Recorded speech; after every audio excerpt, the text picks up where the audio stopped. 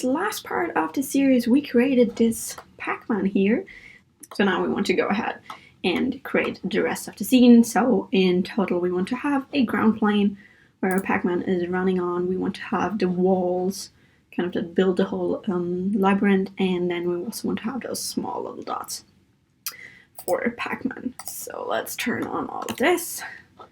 And the first thing I'm gonna do is we're gonna select Pac-Man here. I'm gonna go into edit mode. Now with everything selected, so just pressing A, I can turn on the screen keys again. So pressing A to select everything. And I know that Pac-Man has a size of 2, so I can grab that and then say I want to move him up for 1. And now we have him like nicely here on the bottom floor, so that's perfect. And then we can go back into object mode by pressing tab. Now Shift+A to create a new mesh, and then we say plane. Right now we don't know yet like how we want to render the whole view. So we definitely want to have like a huge plane here. Let's say we could scale it. Let's just scale it up a little bit more. Yeah, I mean this should give us some place to play around. Okay, and then we can go into the materials tab. Can say like, okay, let's go for material. Let's call it floor. Here we go. And then give it a base color. I like to go kind of a little bit blue and then dark. Something like that. I think that's cool. And yeah, we can play around with the rest of the values later on as soon as we kind of render it, and then we can see if we want to have it like more reflecting or like more rough. But I think that's better to see like in the end when you actually have the whole scene ready, and then you can see what you want to change. Okay, we have the ground plane, and I would actually like to have like kind of some lines. So right now it's just like literally a plane, and I think we could give it some structure to make it actually more interesting. So the way I would go for this is I would go for modifiers and then add a wireframe modifier like that. Okay, so the wireframe modifier is just like putting a border around it, which makes sense because there's like right now the plane just has those edges. So the first thing we want to do is go here and say we don't want to replace the original, so now we have just a border like at that part. And what I want is like having basically similar like to this grid that we can see here on the ground. So what we can do is we can subdivide this whole plane. So if we go into edit mode, and then we can press F3 and say subdivide. We have here the subdivide option, and then we can say let's subdivide this. Okay, right now it's just going for 10 maximum, but we can just say like, okay, yeah, now we can see here, if we're in object mode, we can see this border. Now these borders are way too big, and I think we can actually subdivide it more. So if we go back into edit mode, we can all, select all, go here, subdivide, and then we can subdivide it further. Now we can already see it's like actually quite nice. Could go for this, I think that's fine. Let's go into edit mode. Yeah. Okay, now this looks a little bit weird because it's like way too high. Well, we can change that here, so we can, for example, just say, oh, let's add another 0. Oh, and that makes it like way more subtle. Maybe even more. Let's go for another 0 and maybe 5. Yes, I think that's like nice. So that's like giving us floor, just, you know, a little bit more detail. And what we can also do is say we want to give it a material offset. So we want these lines to have a different material than the actual ground plane. So we can click here on 1. That doesn't change much because right now, if we go here to the materials, we see we just have one material. So there's not a second. So if we add one, we can see the second one is now applied to those lines, which I think is really nice. So we can go ahead and say, okay, we want a new material here. Let's call it floor highlight, something like that. And now for the color, well, I mean, white could be interesting. We could probably also go a little bit crazy and go for like bright blue, red, or yellow, red. Actually, orange might be cool. Like, I mean, we can just put it in orange and then we can see later on, like, how it looks, you know, and if we like it or not. Okay, with the ground plane, we have the ground plane ready. We can adjust the values of the material later so we can see if we want to have it brighter, different color, whatever. So now we can work on, let's say the walls next. Walls. I'm just gonna toggle this one on. Wait, let's rename this one to ground. Just so we can keep them easier apart because we're gonna create now a lot of objects and then it's nice to know like what is what. Okay, so for the walls, in total I want all walls to be basically just like cubes, and I think it'd be also nice if they're like a tiny bit bigger than Pac-Man itself, so 2.5. And then we can also say like, okay, let's go into edit mode, grab and move them up 1.25, and then we have them directly on the ground. Okay. So for the cubes, I think it's nice if they're like not squares directly, but if we kind of like have some beveled edges. So we can go for Command B and then just drag them. Let's see, 1, 0, 1.2. I think that looks actually fine. And now we already have those edges selected. Could be actually interesting to like give them a different material. So I'm going to create 2 materials. So this is going to be the cube itself, or let's call it the wall cubes, maybe not. And then we want one more. That's going to be the wall edges. Yeah, I think that's nice. And then we could say like, okay, we're going to give the wall edges a nice bright pink. Let's assign that. Yes, I think that could be kind of interesting. And then we can go for the base color. We could say, maybe we just make it darker for now. Okay, dark gray, something like that. Yes. Okay, so, and now add again a wireframe modifier. So we can go into object mode and say modifiers, say wireframe. So similar like we did before, but of course we want to keep the actual frame again. And now we see already we have the same small lines like from the ground floor. That's actually nice. So we can keep that, and we can give this one a offset of 2. I think that's also nice. So offset of 2 means we have a new material here. So this is going to be the wall emission highlight. Well, let's call it image. And then we can, instead of a principle, we can say, oh, we want an emission shader. And we can give it a nice bright pinkish color, something like that. You can put the strength up, you can play around with that. You can see, but we can also see that later as soon as we render it and see how it looks. Okay, here we go. We can rename this and say wall. Let's say wall. And now we have, because we need more of those cubes, we could go ahead and say Shift+A, and we can just this way create more of those wall cubes. But if we have now another wall cube, let's move that aside for a second. For example, 2.5. Oh, maybe a little bit more. Yes.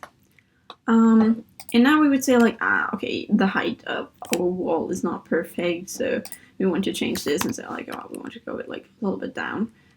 You can see it's just changing the one object, and if we have a lot of those wall cubes, it's going to be a lot of work either selecting all of them and then be like, okay, now we want to edit them all. And we can avoid that, so I'm just going to go ahead and delete that. And now when I select it, I can do Alt-D, which is duplicating the cube again, but it's creating like a linked object. So let's move that one along here. And let's say minus 2.5. Here we go, so they're nice aligned. And now you can see, like, if we're selecting one of them and I select one of the faces, it's also selecting it on the other cube. So if I'm going now ahead and dragging this one out, it's affecting also the other linked cube, which makes it like really nice to work on it, because we just have to concentrate on one cube if we want to change anything, and it's affecting all the others too. So that's perfect. So we can just go ahead and let's go here and say grab X. Let's say, oh, we can actually move both. Grab X and then 2, 5. So our Pac-Man has some space here. And now what we basically can do is just gonna go ahead and create a collection, because we're gonna get a lot of those objects. So I'm gonna right click here, say collection, gonna call this wall cubes. There we go. And then I'm gonna move this one in this collection. So now we can like edit the collection, and as soon as we like don't want to see the walls, we have it like all nicely in here. So basically now what you want to do is just use Alt-D to duplicate the cube and then create your whole scene. So this might take a while to just move them around nicely until you have a nice maze.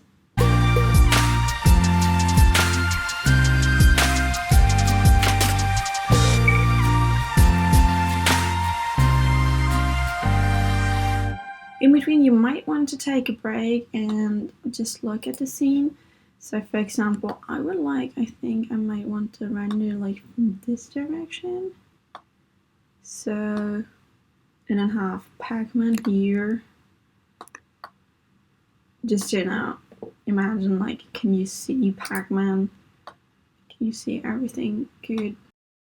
You should move that. So just look at the scene and try to figure out how you want to compose it and how the whole render should look.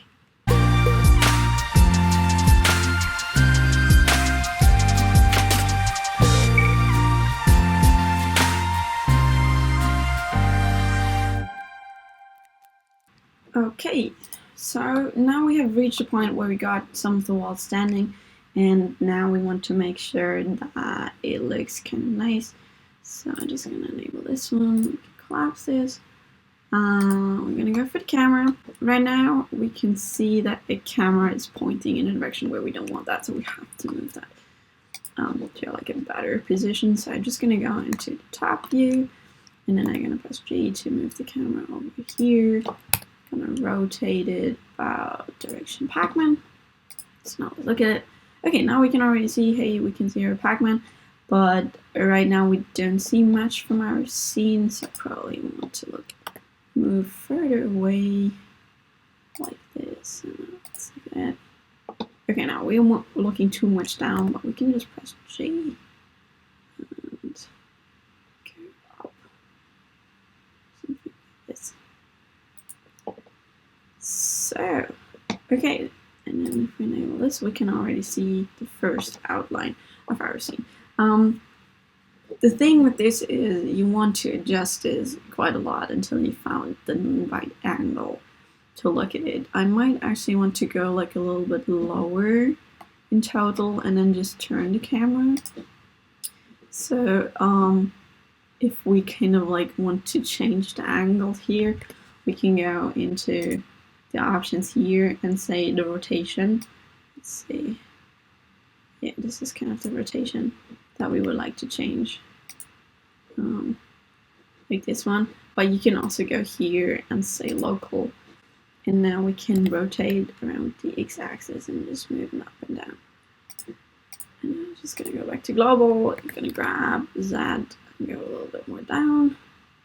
Kind of more Pac-Man level. And now if we check it, we can see like, okay, we have back here still some spaces that would be nice if we have cubes there. And we have our Pac-Man here. We could actually already do one render just to see how it looks. So we can go up here, so render image. And then we can already see, okay, cool, this image in here looks fine. The lighting still looks horrible, but Pac-Man needs way more way more like attraction, because it's like now the walls are taking all of our attraction and we actually want to concentrate on Pac-Man itself, so we need to change that. And then of course we still need to change like the food Pac-Man is collecting, so we need to add that. So we can go here and then first work on the food, and then we can work further on assembling our scene. It's not necessarily looking good right now, but we're anyway going to create now the rest of the scene, so those little dots that Pac-Man is collecting. And then in the next part, we're going to see how can we improve the whole scene so it's looking way better on the render, and it has like, you know, the walls are not as much as in the foreground as Pac-Man and stuff like that. But now let's first create those little dots. So what we're going to do is, I think we can actually hide the wall cubes. A little bit more space. I'm gonna add this one. Well, we can also hide Pac-Man for a second. So we have. And for the little dots, of course, we can create a mesh again. I would go for an icosphere because I think it fits the whole like scene that we're looking at. Now we can check. For example, this could be like an interesting shape, like making it more geometrical and not as much round. Maybe I'll like that actually. Yeah, let's try this. And like if you see Pac-Man, it's like as big as Pac-Man basically right now. So I think we could go for half the size. So let's go for .5 for a second. Let's see Pac-Man again. Yeah, I think that's like kind of better. Then we're gonna go into edit mode. We have everything selected, so if you press A, everything should be staying like that. Then we can grab it on the Z-axis and pull it up. Let's say .7 maybe. So like this, it should be like floating on the ground, like not actually touching it. And now, just like from a random point of view, we're just gonna press R and rotate it. So it's just giving it some random rotation on all direction. Okay, so we have rotated our little dot, and let's call this point, for example. Can bring Pac-Man back in again. Can go also the walls back in. Can go into top view, and then we could say we could grab it and move it. For example, here, -5. And then we can see, like from the relations, yeah, maybe a little bit smaller to be honest, just a tiny bit.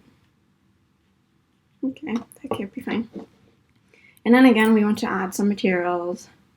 So we're gonna go here, gonna add a new material, gonna say, call this point.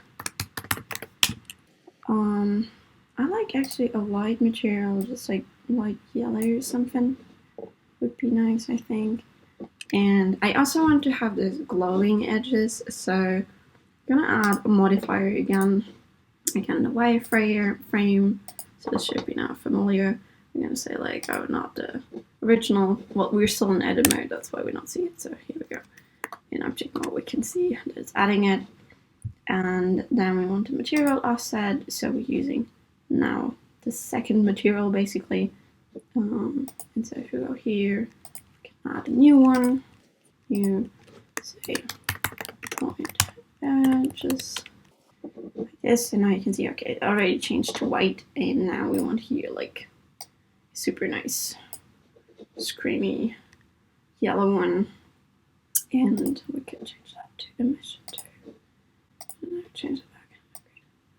So something like that. Putting the strings off up. Something that could be like really cool. Yeah. And now, as before, we can start adding more points. But before that, I'm gonna add also a new collection. So right click new. I'm gonna rename that points.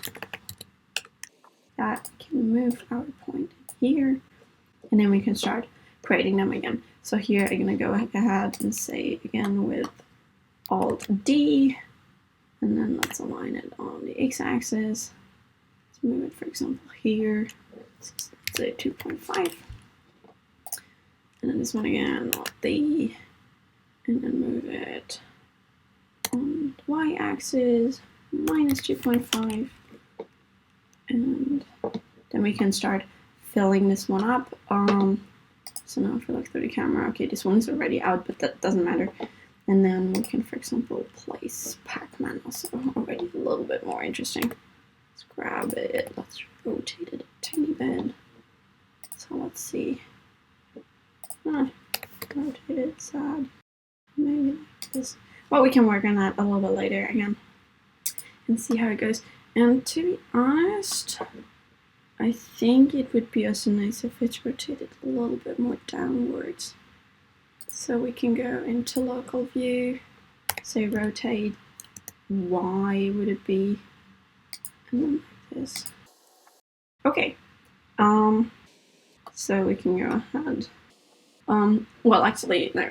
So now we have the scene, we have the objects ready.